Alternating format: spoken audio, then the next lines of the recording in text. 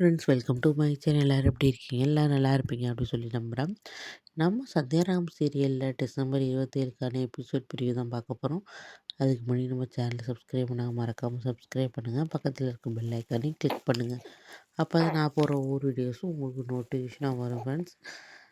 வாங்க இப்போ வீடியோக்குள்ளே போகலாம். என்ன நடக்குதுன்னு பார்த்தீங்கன்னா, நம்ம கதிர் வந்து தெரியும் நமக்கு. துபாயிலேருந்து வந்திருப்பார். அவர் வந்து அவர் ஃப்ரெண்டு ஏதோ ஒரு மருந்து பார்சல் கொடுக்க சொன்னார்ன்னு சொல்லிட்டு அதை வந்து கொடுக்கறதுக்காக போயிருப்பார்.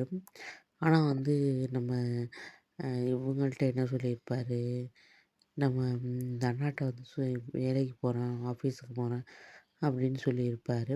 அப்போ பார்த்திங்கன்னா வந்து அவர் அந்த மருந்து பார்சலை கொடுக்க போகிறாரு ஒரு வீட்டுக்கு. அப்போ பார்த்திங்கன்னா வந்து ஒரு போலீஸ் வந்துடுது. எதுக்கு வந்ததுன்னு இவருக்கு ஒன்றுமே புரியல. அது ஏதோ வந்து மருந்து ஏதோ வந்து அது ஏதோ தப்பான பொருளுங்கிறது மட்டும் தெரியுது. அங்கேருந்து வந்து கதிர் எஸ்கேப் ஆகுறாரு. போலீஸ் வந்து வேற தொரத்துறாங்க. அங்கே இருக்கவங்கள பார்த்து தொரத்துறாங்க. அப்போ பார்த்திங்கன்னா வந்து அவர் போய் ஒரு இடத்துல ஒளிஞ்சிக்கிட்டு வந்து நம்ம இவங்களுக்கு ஃபோன் பண்ணுறாங்க. நம்ம அப்பாவுக்கு ஃபோன் பண்ணி மாயாட்ட இது மாதிரி நான் சொல்கிற இடத்துக்கு நீயும் சீனும் வாங்க அப்படின்னு சொல்கிறாங்க. இந்த விஷயம் தனாவுக்கு தெரிய வேணாம் அப்படின்னு வந்து சொல்கிறாங்க. அப்போ பார்த்திங்கன்னா வந்து சீனும் மாயாவும் அந்த இடத்துக்கு வந்து போகிறாங்க. போய் பார்த்திங்கன்னா அங்கே வந்து இப்போ ஒளிஞ்சிருக்காரு. ஒரு வீடுக்கு பின்னாடி வந்து நம்ம கதிர் ஒளிஞ்சிருக்காரு. இது மாதிரி சொல்கிறாரு. நான் நடந்த விஷயத்த எல்லாத்தையுமே சொல்கிறாரு.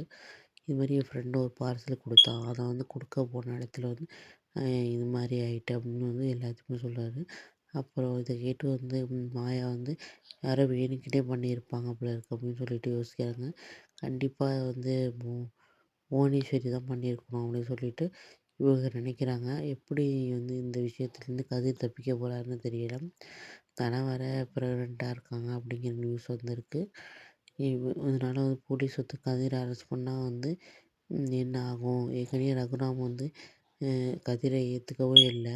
கோவமாக தான் இருக்கார். தனாவையும் ஏற்றுக்காம இருக்கார். இப்போ இந்த விஷயம் தெரிஞ்சால் என்ன ஆக போகுது அப்படிங்கிறது தெரியலை. ஓகே ஃப்ரெண்ட்ஸ், நெக்ஸ்ட் என்ன நடக்குது நெக்ஸ்ட் வீடியோவில் பார்க்கலாம். மறக்காமல் சேனலை சப்ஸ்கிரைப் பண்ணுங்கள். பக்கத்தில் இருக்க பெல் ஐக்கானை கிளிக் பண்ணுங்கள். பாய். தேங்க்யூ.